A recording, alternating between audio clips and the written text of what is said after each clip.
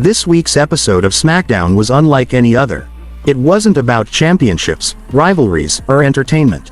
It was about something much deeper, something that shook the entire WWE Universe to its core, the farewell tribute to Bray Wyatt. For the very last time, we remembered him. The atmosphere was so emotional that even the toughest superstars could not hold back their tears. The World Heavyweight Champion Seth Rollins, Bray's closest friend Alexa Bliss, Braun Strowman, and Erick Rowan were among those whose reactions we witnessed, and every single one of them was visibly heartbroken. The show began in silence. The lights dimmed, the WWE logo faded in, and then the screen lit up with a haunting image of Bray Wyatt. The camera slowly panned to reveal the entire WWE roster gathered on the stage, standing shoulder to shoulder in mourning. Their faces told the story: sadness, disbelief, and respect for the man they had lost. Among them stood Triple H, WWE's chief content officer, and even Erick Rowan, Bray's former brother in the Wyatt family, who returned for this tribute. What followed was a 10-bell salute, a tradition reserved only for the greatest. Each ring of the bell echoed like a reminder of how much Bray had meant to everyone. The emotions didn't stop there. Fans were reminded that it wasn't only Bray Wyatt we had lost.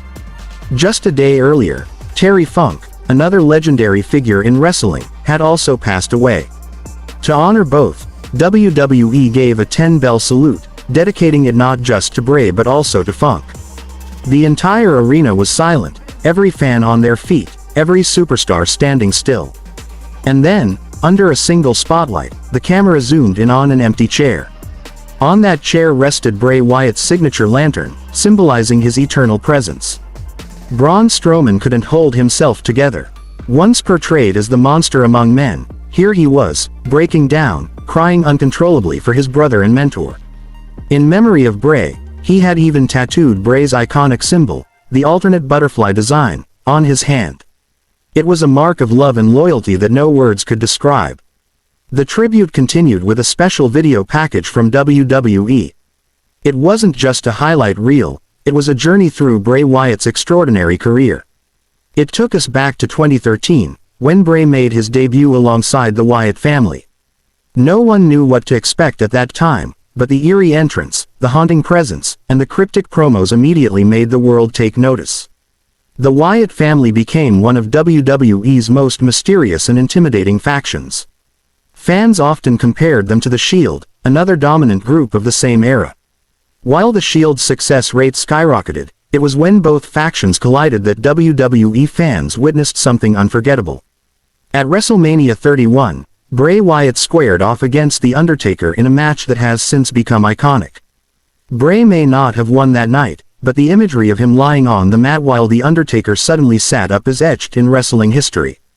The two stared at one another, and it was more than just a wrestling moment, it was a moment of respect, of storytelling at its finest, something that made fans believe in the magic of WWE again. In 2016, Bray Wyatt's journey reached a new peak when he won his first major championship alongside Randy Orton as part of the Wyatt family storyline. That storyline, filled with tension, betrayal, and mind games, captivated audiences worldwide. While it may not have lasted long, it showed the power of Bray's creative mind and unique character. Then came a monumental moment in 2017, when Bray Wyatt became WWE Champion for the very first time. At the Elimination Chamber, he defeated John Cena, AJ Styles, Dean Ambrose, The Miz, and Baron Corbin. That night, fans believed it was finally Bray's time to shine. It felt like the beginning of a long and dominant reign, but sadly, it wasn't meant to be. His character was often misused, his storylines abandoned too quickly. WWE had lightning in a bottle with Bray Wyatt, but instead of letting it shine for years, they repeatedly dimmed it too soon. Despite the setbacks, Bray Wyatt always found a way to reinvent himself. His creativity was unmatched. From the original cult leader persona to the terrifying alter ego known as the Fiend, Bray kept fans on the edge of their seats.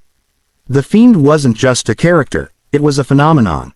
It struck fear into opponents, forced audiences to look away, and redefined what psychological horror in wrestling could be. With the Fiend, Bray Wyatt became a two-time Universal Champion, defeating some of the biggest names in WWE. His matches at Crown Jewel and SummerSlam were proof that when Bray Wyatt stepped into the ring, it wasn't just a match, it was an experience. But this tribute wasn't only about his achievements in the ring. It was about the man himself. Seth Rollins, overwhelmed with grief, went to social media to express how unreal it felt to lose Bray. "I love you, Bray," he wrote, his words resonating with millions of fans who felt the same way. Alexa Bliss, who shared so many storylines with Bray, also sent out an emotional message. Her words reflected just how close they were, not just as colleagues but as friends. Later in the night, SmackDown presented one final tribute match. LA Knight faced Finn Balor in the main event. This match wasn't about rivalries or storylines. It was about respect, because both had personal connections to Bray Wyatt. Finn had once been Bray's rival during the Fiend's early days, and LA Knight was Bray's last on-screen opponent.